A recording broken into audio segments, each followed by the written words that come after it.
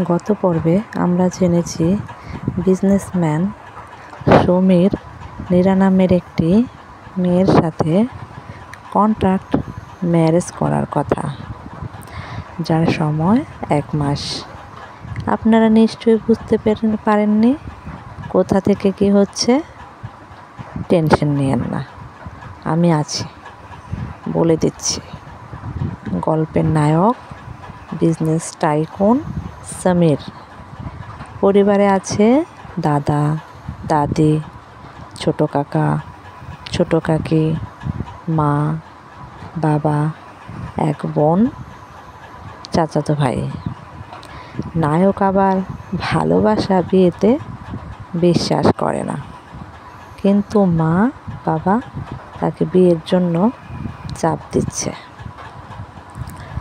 মা তো ওর সাথে বাজি ধরেছেন, 4 দিনের মধ্যে ও যদি নিজের পছন্দের কাউকে ওনার সামনে নিয়ে যেতে না পারে, তাহলে সমীরকে তিনি নিজের পছন্দের মেয়ের সাথে বিয়ে দিবেন।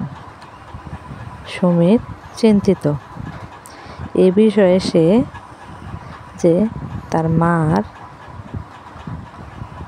কার সাথে তার বিয়ে দিয়ে দেয়, আর তাই সে নীরার সাথে 1 মাসের চুক্তির বিয়ে করছে।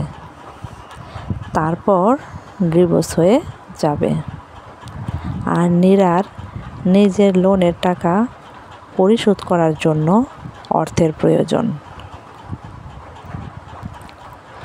তাই সে সমীরের প্রস্তাবে রাজি হয়ে গেছে। পরদিন বিকালে দিকে সমীর নীরাকে নিয়ে নিজের বাড়িতে এসে হাজির হলো। বাড়ির লোকের নীরাকে খুব পছন্দ হয়। নীরা যেমন সুন্দরী তেমনি মিষ্টি তার ব্যবহার। ঠিক হলো 3 দিন পরে ছোট পরিসরে বিয়ে দেওয়া হবে সমীর ও নীরার। দেখতে দেখতে বিয়ের দিন চলে এলো। নিয়ম অনুযায়ী বিয়ে সম্পন্ন হলো সমীর ও নীরার।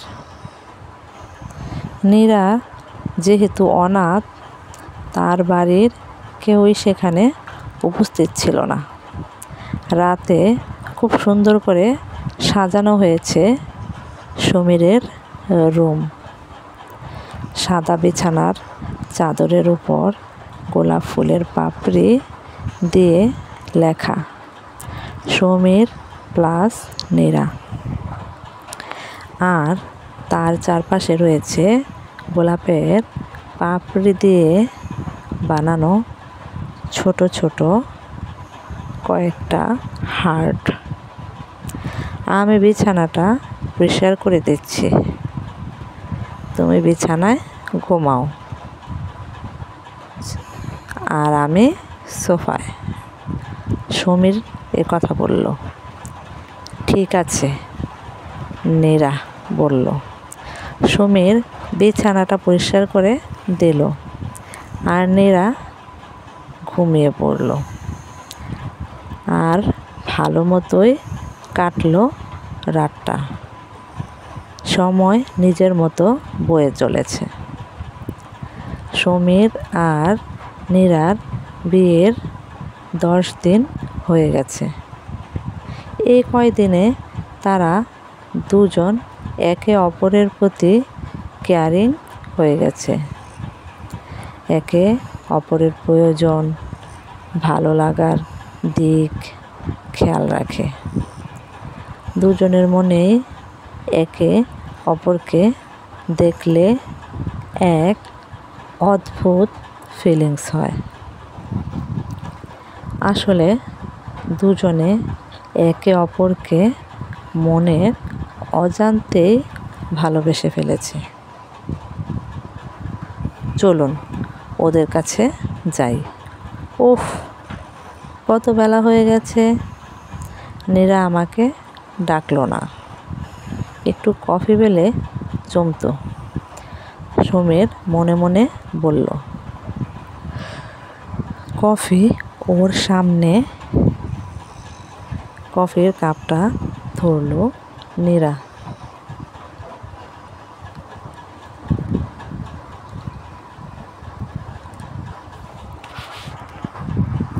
গল্পটা চলবে, এটা হচ্ছে দ্বিতীয় পর্ব।